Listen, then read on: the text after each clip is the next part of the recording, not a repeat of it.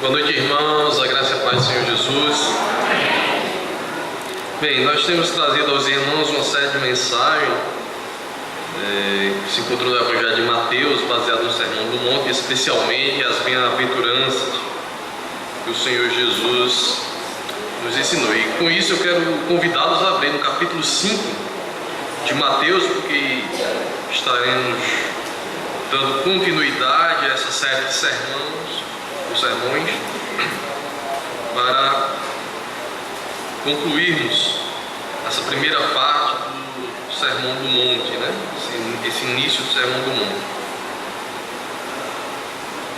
Capítulo 5 do Evangelho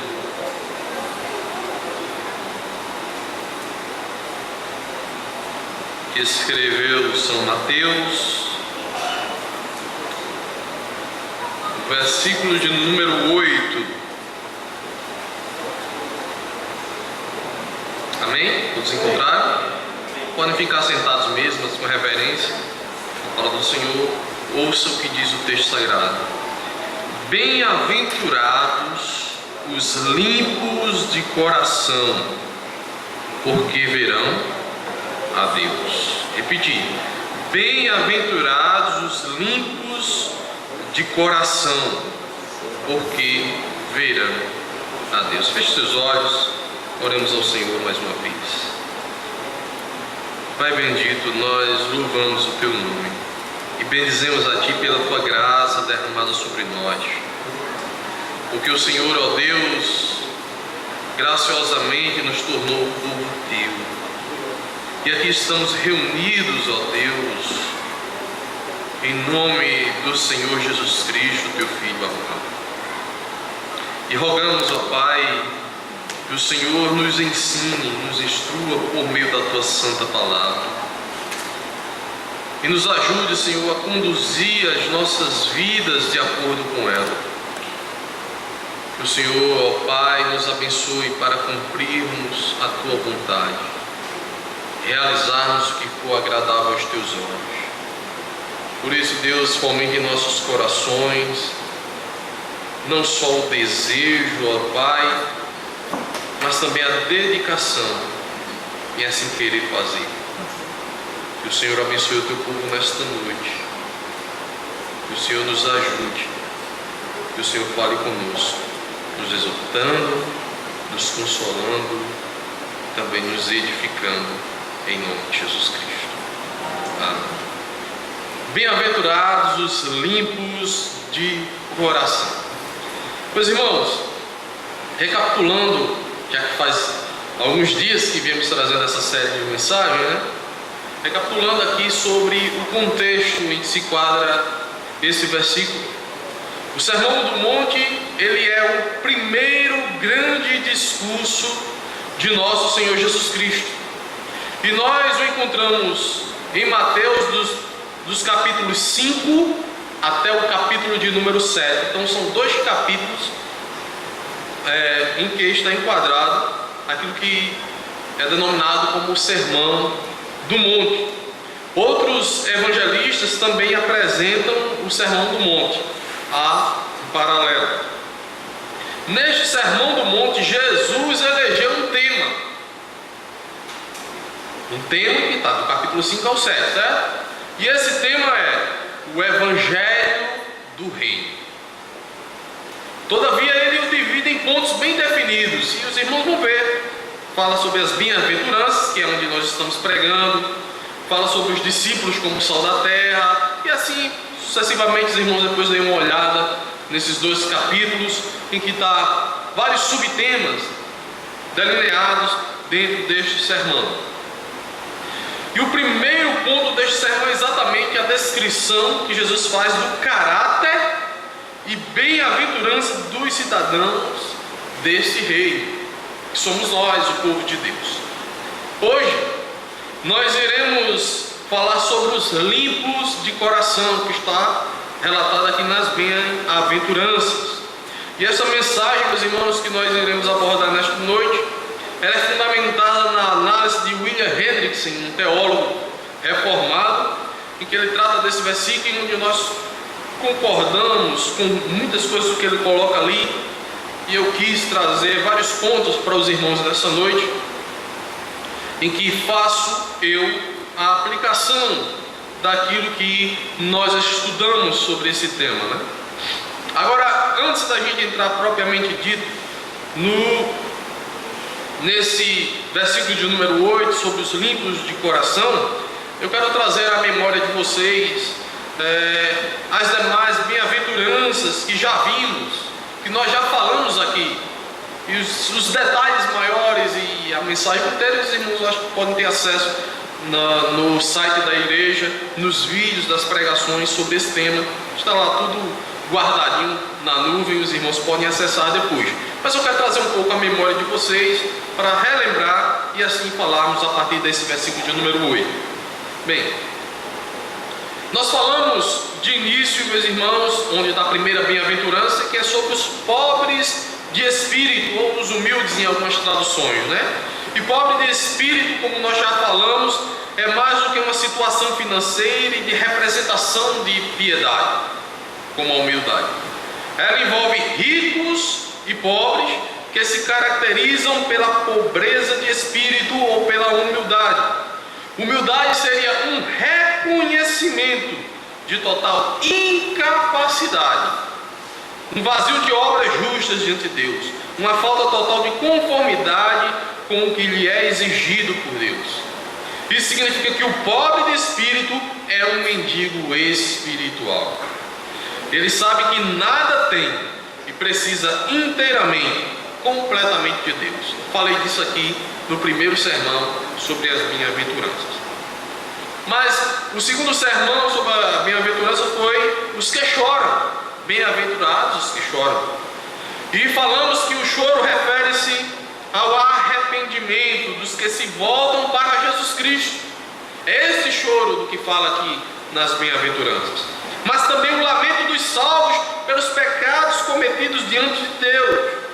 Além disso, inclui-se por conseguinte, ou seja, na vida dos salvos, o choro causado pela dor das perseguições que os cristãos sofrem por causa do Evangelho de nosso Senhor e Salvador Jesus Cristo.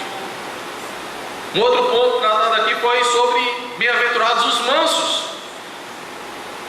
E há pouca diferença entre ser pobre de espírito e ser manso. A distinção é que a primeira, como já vimos, descreve mais o que nós somos em nós mesmos. Já os mansos descrevem mais a nossa relação com Deus e com o nosso próximo. É a capacidade ou a força espiritual que permite ao crente não se ressentir por qualquer coisa, não guardar rancores, não ficar ruminando as injúrias, antes se refugiar no Senhor e entregar a Ele os seus pesares. Nós pregamos sobre isso aqui também, no sermão do monte sobre as bem-aventuranças. Falamos também sobre fome e sede de justiça. Jesus nos disse que devemos desejar ardentemente alcançar a justiça, a fim de que ela se estabeleça sobre nós e sobre todos os homens. E a justiça, de maneira sintética, segundo a Bíblia, envolve, primeiro, o ato de submeter-se à vontade de Deus, fazendo o que Ele exige. Segundo, a observância da prática religiosa conforme a exigência divina. Terceiro, o ato de me relacionar com alguém da forma correta estabelecida por Deus. E quarto, atender às demandas sociais através de atos de caridade para com o próximo necessitado. Essa mensagem também está aí registrada no site da igreja. E a última mensagem, antes dessa, falamos sobre os misericordiosos. Eu vou ser bem sucinto aqui, que talvez os irmãos estejam bem lembrados. E o termo misericordioso é tratar de ser bondoso para com aqueles que estão passando por aflições. Ter compaixão ou ser misericordioso, por assim dizer. E hoje, meus irmãos, agora nesse momento, nós iremos tratar sobre os limpos de coração. E a primeira coisa que eu gostaria que vocês observassem, prestassem atenção, é sobre a ideia do que é ser limpo de coração. Alguns teólogos fazem a seguinte observação, ou interpretam a ideia de limpo de coração da seguinte maneira: eles dizem que limpos de coração envolvem as pessoas honestas e sinceras, pessoas íntegras. É disso que se fala quando Jesus diz bem-aventurados os limpos de coração. Segundo William Hendrickson, teólogo que nós estamos baseando aqui esta mensagem, é bem fácil de constatar pelas Escrituras, conforme encontramos no Salmo 24, de 3 e 4, esta ideia de integridade. Diz o Salmo: quem subirá ao monte do Senhor? Ou quem estará no seu santo lugar? Aquele que é limpo de mãos e puro de coração, que não entrega sua alma à vaidade, nem jura enganosamente. No Salmo 73, verso 1 diz assim: verdadeiramente bom é Deus para com Israel, para com os limpos de coração. Então, meus irmãos, Jesus, nesta bem-aventurança, parece ecoar este salmo. Jesus está trazendo à tona aquilo que já é ensinado nas Escrituras, e ele vai resgatando aquilo que as Escrituras já falam e diz para o seu público: bem-aventurados os limpos de coração. No Novo Testamento, meus irmãos, especificamente em 1 Timóteo 1,5, 2 Timóteo 2,22 e 1 Pedro 1,22, apresentam aqueles que têm coração puro como sendo pessoas verdadeiras e sinceras. Diz os textos: ora, o fim do mandamento é o amor de um coração puro e de uma boa consciência e de uma fé não fingida. Em 2 Timóteo diz: foge também das paixões da mocidade e segue a justiça, a fé, o amor e a paz com os que, com o coração puro, invocam o Senhor. Em Pedro diz: purificando as vossas almas pelo Espírito na obediência à verdade, para o amor fraternal não fingido, amai-vos ardentemente uns aos outros com um coração puro. Com base nesses textos, meus irmãos, poderíamos concluir que tais pessoas nessa bem-aventurança são indivíduos sinceros. Os homens que pensam, os homens que falam e atuam sem hipocrisia. Vejam que Jesus tem em mente também os hipócritas da sua época, e especificamente os fariseus, de que ele combateu bastante, alguns deles, da sua hipocrisia. Não se pode, meus irmãos, duvidar de que a sinceridade, a honestidade, a condição de não ser um falsário, enganador, é certamente a ênfase dada aqui nesse versículo, no versículo 8 de Mateus, aqui das bem-aventuranças.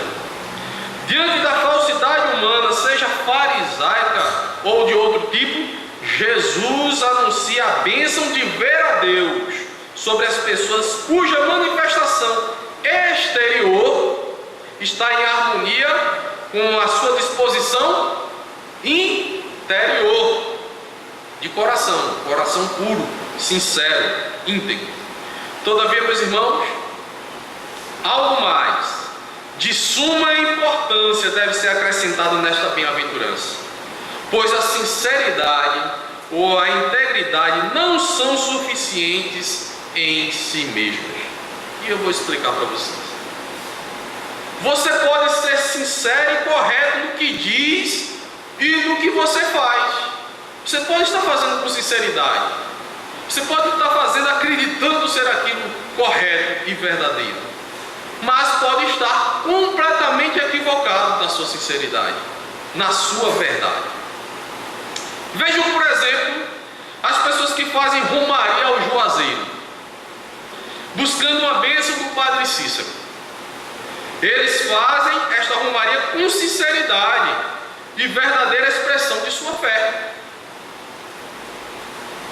Também o muçulmano que ora para Allah 3 vezes ao dia pode estar sendo verdadeiro e correto conforme os preceitos de sua religião.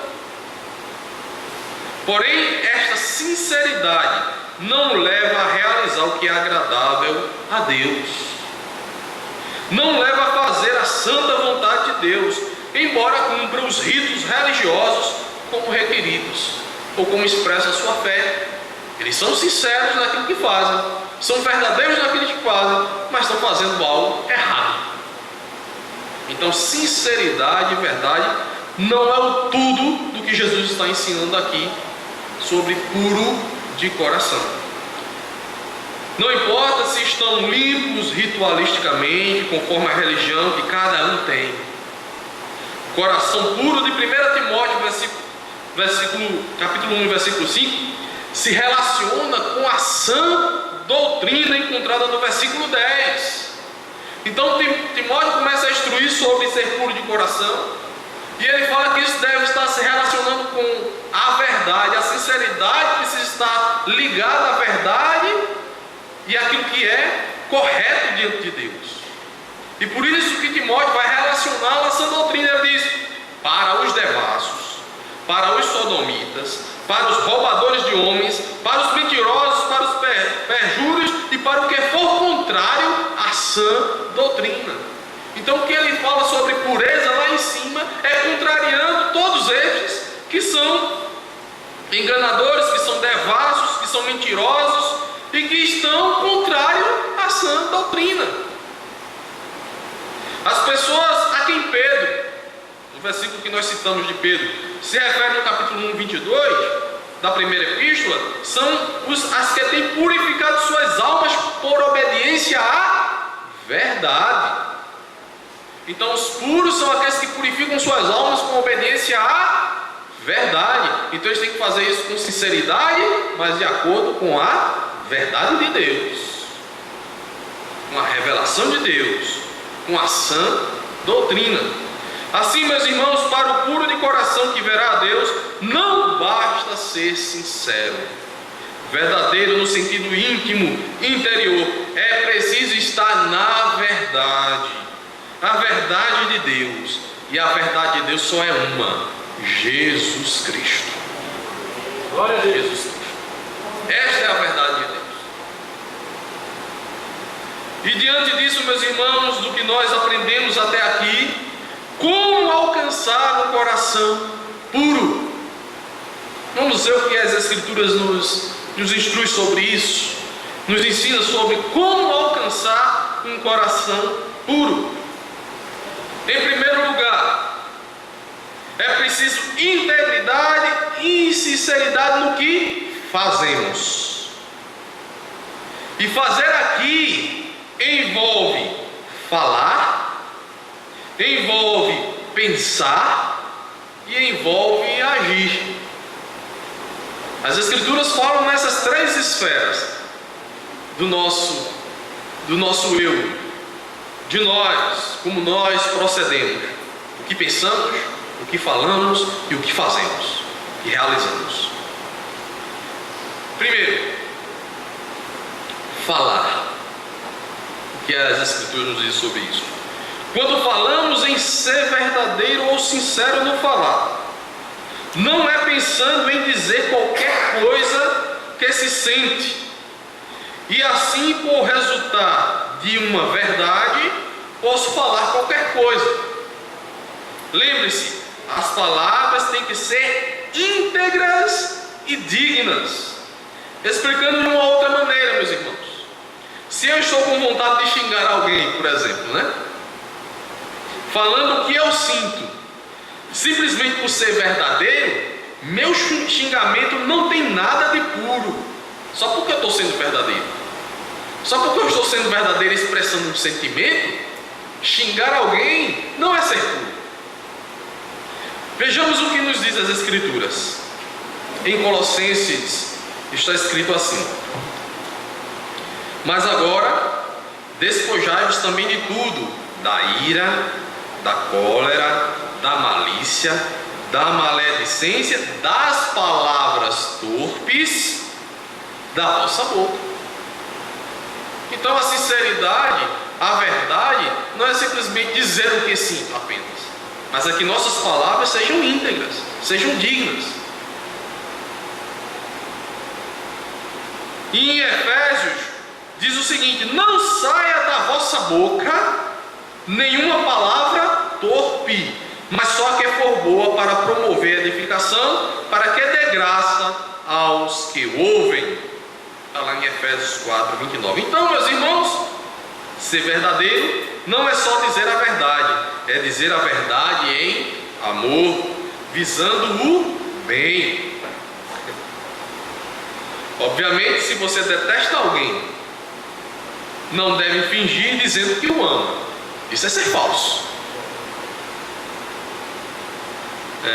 A pureza de coração, ou a verdade, visa exatamente mostrar que tal sentimento não é íntegro, nem puro. A verdade aqui te mostra, usando a linguagem de Star Wars, o lado sombrio da força. E seria mais fácil dizer para si mesmo que você precisa corrigir o seu coração nisso e que precisa amá-lo de verdade.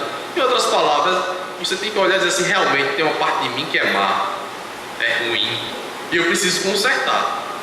Não é você ser falso com o seu irmão e dizer que o ama se você o detesta, mas é você olhar e dizer assim: como é que eu posso detestar o meu irmão que Deus ama? E olhar e dizer: poxa, como eu sou ruim também, e como eu preciso consertar isso em mim, ser sincero, e dizer: Deus, me ajuda a amar o meu irmão que eu não gosto. É isso que as Escrituras nos ensinam, meus irmãos. Então nós temos sim um lado sombrio da força, viu? Somos só bonzinhos. Quem assistiu Star Wars sabe disso. Aquele garotinho bonzinho virou o vilão, né? Então, segundo, o pensar. O nosso pensamento deve ser cheio de coisas boas e rejeitar constantemente aquilo que é mal. E isso não é fácil. A nossa mente é uma fervilha de coisas ruins, constantemente.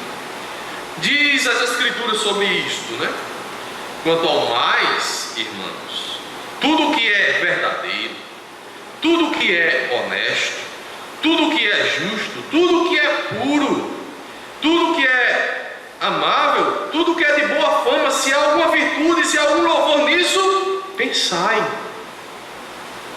Muitas coisas ruins, meus queridos, permeiam o nosso coração, a nossa mente. Quando Jesus disse que os bem-aventurados são os puros de coração, Ele está nos ensinando, por interpretação dedutiva, que nós precisamos ter essa pureza. E se ainda não a temos, logo devemos saber que muitas coisas em nosso coração são impuras e devem ser combatidas. Esta é uma batalha individual, é uma batalha íntima e deve ser enfrentada com honestidade, pois ninguém sabe o que você pensa e só você poderá julgar a si mesmo, se quiser. Ninguém conhece o seu pensamento, ninguém sabe o que você vive alimentando no seu coração e se é agradável a Deus ou não, mas você pode julgar por si mesmo. A celebração da ceia ensina isso, O texto da ceia: examine-se o homem a si mesmo e assim participe. Então nós somos convidados, ou melhor, exortados pelas Escrituras a julgarmos a nós mesmos, inclusive o que pensamos, o que alimentamos no nosso coração. E o que alimentamos no nosso coração, geralmente, por muitas vezes, vem à tona, porque aquilo que nós alimentamos, mais cedo ou mais tarde, praticaremos. Essa é a realidade. E o terceiro ponto, que quando se fala que é preciso ser íntegro e sincero naquilo que fazemos, é as ações propriamente ditas. As nossas ações devem promover o bem sem fingimento e não o mal. Diz as Escrituras a esse respeito: vede que ninguém dê a outrem mal por mal.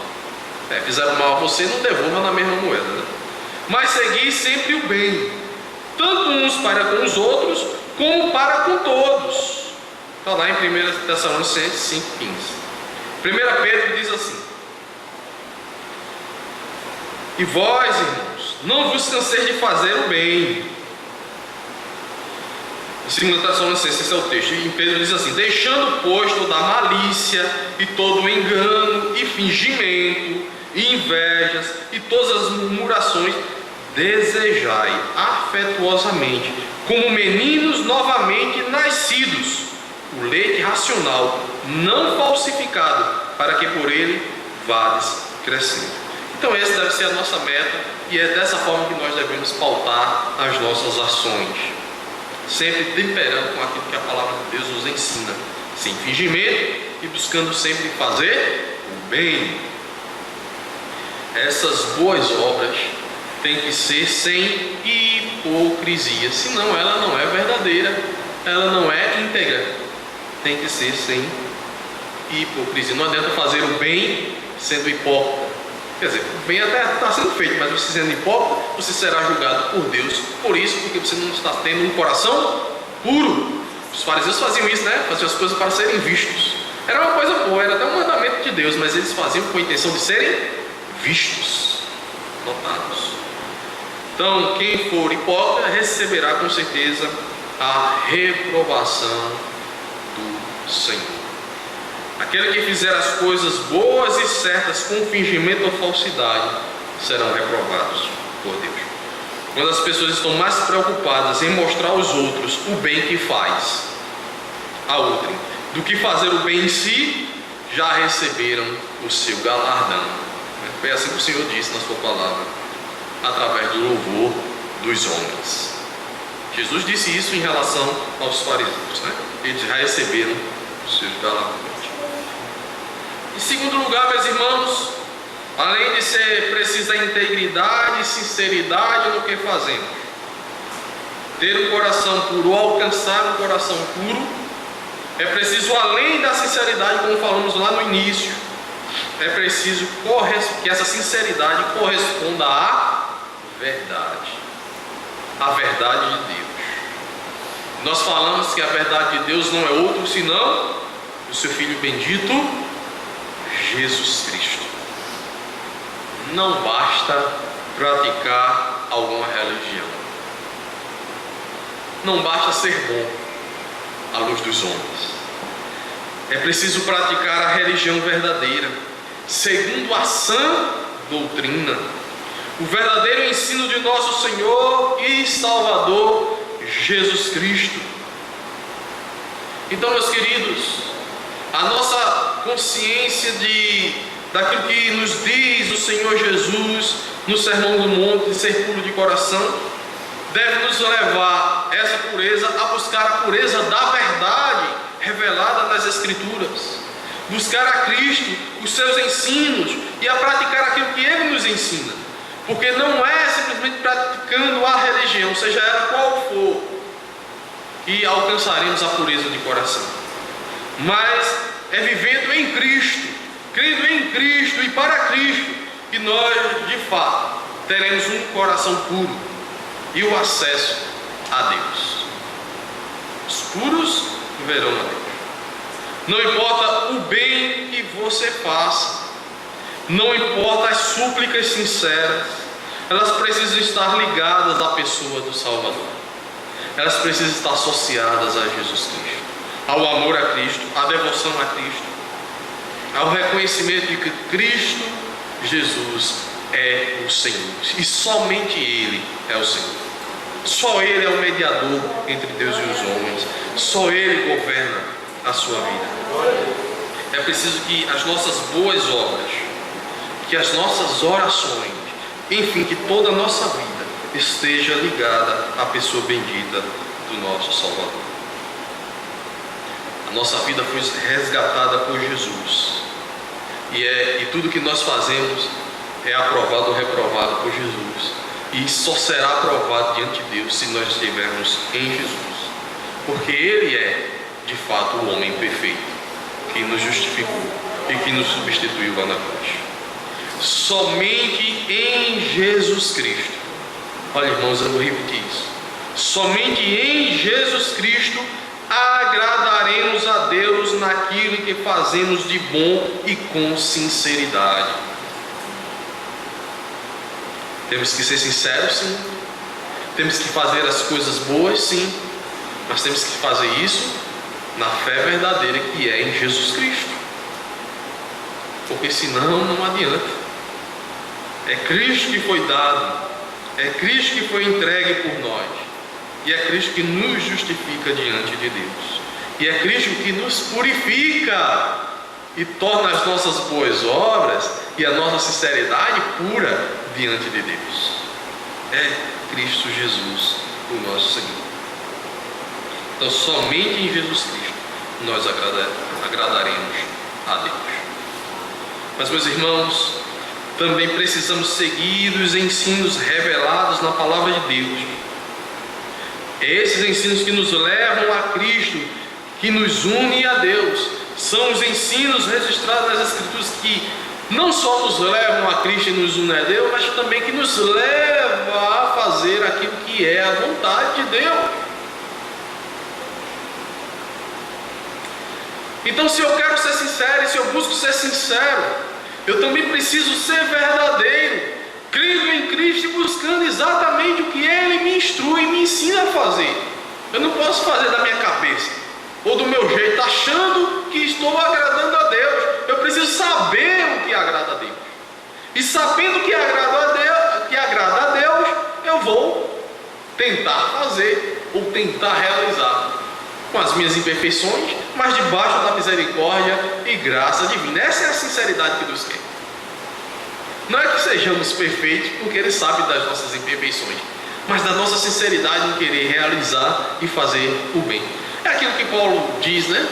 O bem que eu tanto quero, eu não consigo fazer. Mas aí ele diz, graças a Deus por Jesus Cristo, nosso Senhor. Em outras palavras, Paulo não estava desprezando em fazer o bem, ou aquilo que era reto diante de Deus. Ele lutava, ele desejava e lutava para fazer aquilo que era agradável ao Senhor. Mas muitas vezes ele não fazia, ele errava, ele pecava. Mas ele confiava em quem? Em Deus, que era misericordioso e gracioso. É assim que deve ser contado as nossas vidas. Dessa maneira, Paulo nos ensinou sobre isso. Então precisamos conhecer aquilo que Deus nos ensina, a sã doutrina, e buscarmos com o coração sincero e verdadeiro agradarmos ao Senhor, por meio de Jesus Cristo. E aqui eu quero concluir dizendo: bem-aventurados os puros de coração, porque eles verão a Deus. Portanto, meus irmãos, os puros de coração são aqueles que são sinceros, e o mais importante, eles creem em Jesus Cristo e seguem a sã doutrina do Senhor.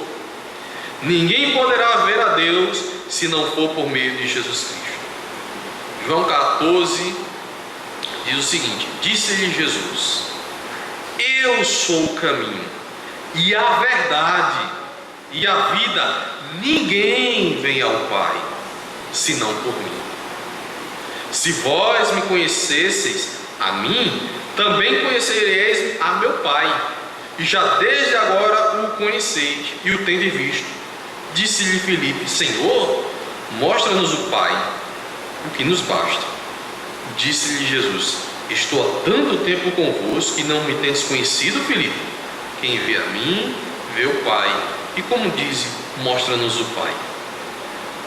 Portanto, meus irmãos, só através de Jesus veremos a Deus. Os puros de coração que verão a Deus aqui é aqueles que estão em Jesus Cristo. Em Jesus Cristo. Não são apenas aqueles que são sinceros. Podem praticar a melhor religião do mundo, a mais boazinha que você possa dizer entre os homens. Mas só aqueles que estão em Cristo poderão ver a Deus. Esses são os verdadeiros puros de coração. E por fim queremos citar a carta aos Hebreus, que diz: e também o Espírito Santo nulo testifica, porque depois de haver dito: esta é a aliança que farei com eles depois daqueles dias, diz o Senhor, porei as minhas leis em seus corações e as escreverei em seus entendimentos, acrescenta: e jamais me lembrarei de seus pecados e de suas iniquidades. Ora, onde há remissão destes, não há mais oblação pelo pecado. Tendo, pois, irmãos, ousadia para entrar no santuário pelo sangue de Jesus, pelo novo e vivo caminho que Ele nos consagrou, pelo véu, isto é, pela sua carne, e tendo um grande sacerdote sobre a casa de Deus, cheguemo-nos com verdadeiro coração, em inteira certeza de fé, tendo os corações purificados da má consciência e o corpo lavado com água limpa, retenhamos firmes a confissão da nossa esperança, porque fiel é o que prometeu. Esse versículo fala sobre tudo, né? A sinceridade, que Jesus é o único caminho de chegarmos a Deus e que devemos estar retenhando a verdadeira confissão, a sã doutrina. Está tudo concluído aqui dentro desse versículo de Hebreus. É o que está sendo dito e que adentraremos aonde? Na presença de Deus. Então, quem são os puros de coração? Os que verão a Deus são esses aqui. Bem-aventurados os puros de coração, porque estes verão a Deus. Os corações purificados e verdadeiros retêm a firme confissão e a fé em Jesus Cristo, o novo e vivo caminho à presença de Deus. Então guarde essa palavra do Senhor Jesus. Bem-aventurados os limpos de coração, porque verão a Deus. Que o Senhor nos abençoe e nos dê graça.